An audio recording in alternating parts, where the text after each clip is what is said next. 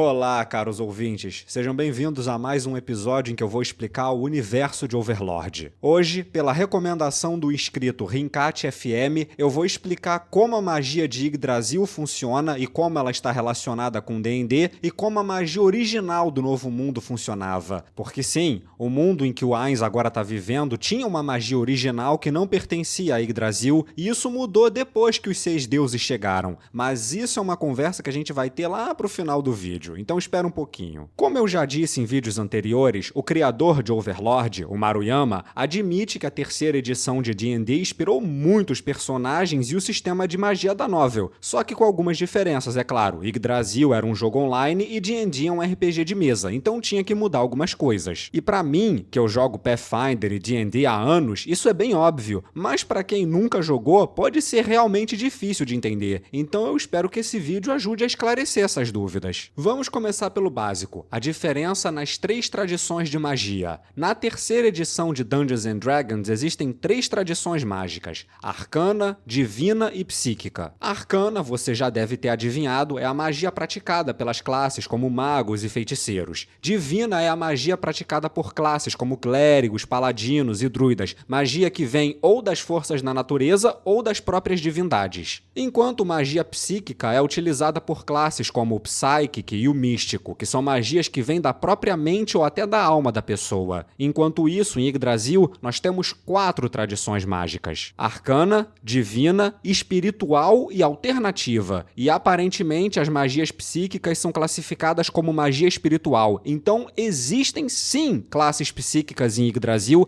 apesar de nós não termos visto nenhum personagem psíquico até agora. Por favor, Maruyama, eu tô implorando para você colocar uma versão da Emma Frost em Overlord. As classes que usam magia arcana e divina funcionam da mesma maneira que Dungeons & Dragons, mas o que é interessante são as tradições espiritual e alternativa. Por exemplo, você sabia que em Yggdrasil paladinos não usam magia divina, e sim magia alternativa? Vem comigo que eu explico. Magia espiritual é um tipo de magia que, em vez de canalizar poder divino, canaliza o poder dos espíritos e da mente, até mesmo da própria alma da pessoa. Até agora, o único personagem que usa magia espiritual que a gente viu foi a Entoma. Ela usa uma classe conhecida como Talismancer, que usa talismãs para canalizar poderes espirituais e até invocar monstros. É um estilo de magia que tematicamente é bem mais oriental do que a magia arcana e a magia divina, utilizando coisas como os selos que os budistas e os shintoístas usam o tempo todo e os talismãs que eles consideram como símbolos de boa sorte e até coisas que afastam o mal. Mas infelizmente, como a única usuária que a gente viu até agora é uma personagem secundária, não se sabe muito sobre isso. Enquanto isso, nós temos a magia alternativa. São magias que não se encaixam em nenhum dos outros 3 tipos, como as magias que os monges e paladinos usam. Agora, você deve ter se perguntado, por que paladinos não usam magia divina em Yggdrasil? E a resposta até que é simples. Diferente de Dungeons & Dragons, onde paladinos são classes divinas que derivam o poder de seus juramentos ou de divindades, em Yggdrasil o poder de um paladino e até de um anti-paladino vem das bênçãos deles. Bênçãos são um sistema alternativo de magia que não se encaixa com magia divina. A Albedo e a Shautir, por exemplo, ambas têm níveis em classes de Cavaleiro Negro e usuário de maldição, e se supõe que algumas de suas habilidades se encaixam no sistema de bênçãos, apesar de nós não sabermos exatamente quais. No volume 12, que eu vou trazer para o canal, nós já estamos chegando lá, nós conhecemos uma personagem secundária paladina chamada Remédios Custódio, e lá é muito mais explicado como o sistema de bênçãos funciona. Mas eu não vou dar spoiler do volume 12, porque aqui no canal a gente vai chegar lá. Então já se inscreve e segue comigo, porque eu garanto para vocês que viram o filme.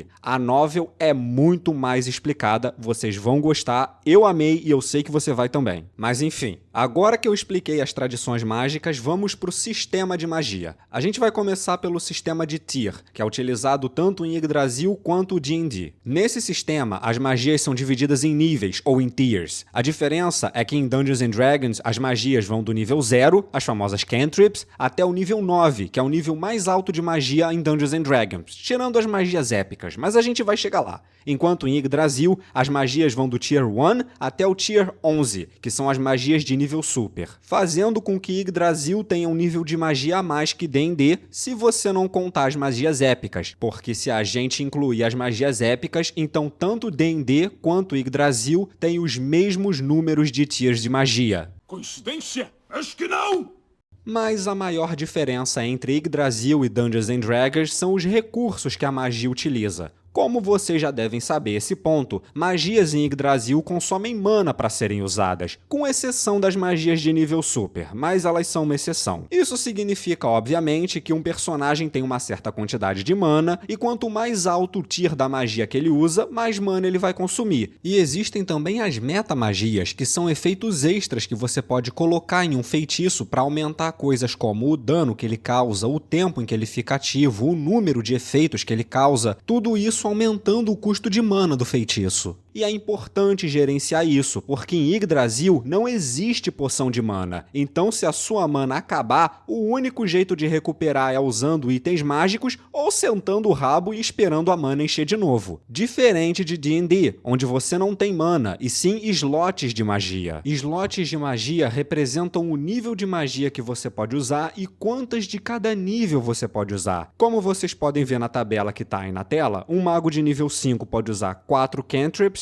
3 feitiços de tier 1, 2 de tier 2 e 1 do tier 3. E ele reganha esses slots toda vez que ele para descansar ou a cada novo dia. Mas cantrips são um pouco diferentes de magias de tier. Você vê, diferente das magias de tier que você gasta toda vez que usa, cantrips podem ser utilizadas infinitamente sem você precisar descansar para recuperar. Claramente são magias bem mais fracas que causam muito pouco dano ou têm efeitos cosméticos, como prestidigitação. E apesar de não existir nada parecido com cantrips no sistema de Yggdrasil, do jogo Yggdrasil, vocês sabem onde elas existem? No Novo Mundo. Sim, no mundo onde Wines e Nazarick atualmente estão localizados, existe o equivalente às cantrips de Dungeons & Dragons, também chamadas de magias de nível 0. Diferente de Dungeons & Dragons, elas não podem ser utilizadas infinitamente, mas elas exigem muito menos mana do que as magias de tier, então ainda são usadas frequentemente, especialmente por pessoas comuns, já que elas são muito mais fáceis de aprender do que magias de tier. Atualmente, nós só conhecemos 3 magias de nível 0 do Novo Mundo. A magia cotidiana, que permite que você esquente automaticamente qualquer prato de comida, uma magia que cria uma pequena quantidade de água potável e a magia de papéis, que permite que você crie papel de baixa qualidade. Como eu disse, são bem fracas, mais fáceis de usar e não consomem muitos recursos. Agora, no outro lado do espectro, nós temos as magias de nível super, que apesar de não serem algo que jogadores de Dungeons & Dragons normalmente têm acesso, elas até que têm o seu equivalente no RPG de mesa. As magias de tier épico, que criam efeitos extremamente poderosos que a maioria das criaturas não consegue recriar, e o mesmo vale para as magias de nível super de Yggdrasil. Essas magias em Yggdrasil não consomem mana, mas elas só podem ser usadas uma vez e você tem que esperar um período de tempo até poder usar elas de novo, ou seja, um cooldown. Magias de nível super, assim como as magias épicas, são capazes de criar efeitos imensamente poderosos, capazes de virar o jogo até em batalhas de grande escala. Nós temos magias capazes de alterar um terreno inteiro, magias capazes de matar vários NPCs de baixo nível enquanto invocam monstros de altíssimo nível. Todas magias extremamente poderosas que as tornam extremamente valiosas. Até hoje, nós só conhecemos um personagem nativo do Novo Mundo capaz de usar magias de nível 9 para cima, mas eu não vou dizer quem é, porque se você seguir comigo aqui, a gente vai chegar no volume que ele aparece. Então vamos sem pressa. As magias de tier que foram originadas de Yggdrasil não existiam no Novo Mundo, mas elas foram trazidas para lá 6 séculos atrás pelos 6 grandes deuses da teocracia Slaane, que na verdade eram jogadores de uma guilda, assim como Wines. Mas existia uma magia no Novo Mundo antes dos jogadores chegarem. Mas então, como era a magia antes deles? A magia original do Novo Mundo é chamada de magia selvagem, outro termo que existe em Dungeons & Dragons, mas em Overlord tem um significado bem diferente. Em Dungeons & Dragons, magia selvagem é um tipo de magia sem controle, que pode causar efeitos completamente aleatórios ou ser extremamente mais poderosa do que o normal. Em áreas de magia selvagem, feitiços podem se virar contra o próprio conjurador ou causar efeitos totalmente diferentes do efeito que a magia deveria ter. Já em Overlord é outra coisa. Magia selvagem selvagem é o termo usado para se referir à magia originária do Novo Mundo. É uma magia extremamente poderosa, e é dito pelo autor que foi a magia usada para trazer o Ainz e toda a Nazarick para o Novo Mundo. Mas, por ser tão poderosa, essa magia tem um custo muito alto: almas.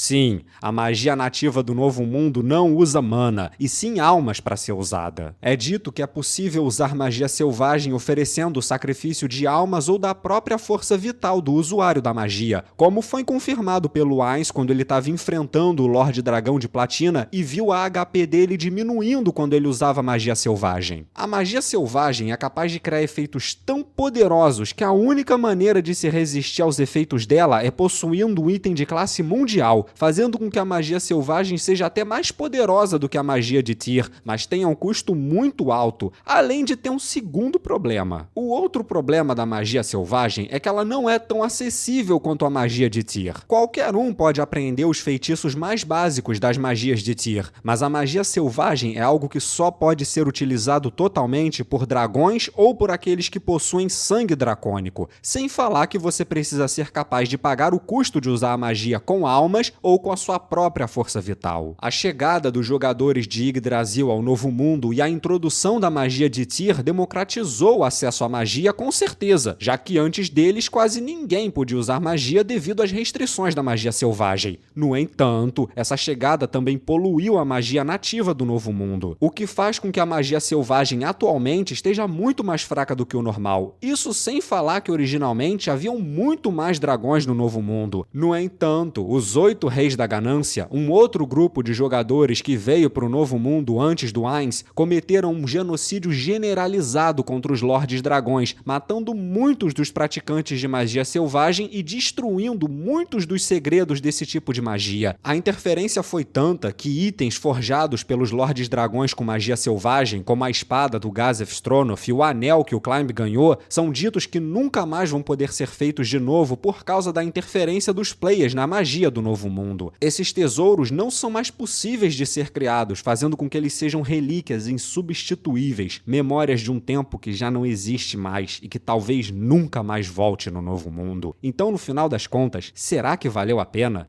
Deixa sua opinião nos comentários. É isso aí, pessoal. Espero que vocês tenham gostado do vídeo e ele tenha servido para esclarecer algumas dúvidas. Se vocês estiverem interessados em saber mais sobre os Lordes Dragões, sobre os jogadores que vieram antes do Ainz, ou até sobre os tesouros que foram criados com magia selvagem pelos Lordes Dragões, me deixa saber aí nos comentários. Lembra também de deixar o seu like no vídeo e compartilhar. Sério, ajuda muito quando vocês compartilham o vídeo e ele chega em mais gente. Então, se puder, por favor, compartilhem. A gente tá quase nos 300 inscritos e eu tô muito feliz de ver o canal crescer. E se vocês quiserem ajudar ainda mais, o meu Pix e os links do PayPal e Apoia-se estão aí na tela, caso você queira se juntar à nossa lista de apoiadores. Muito obrigado e até o próximo vídeo.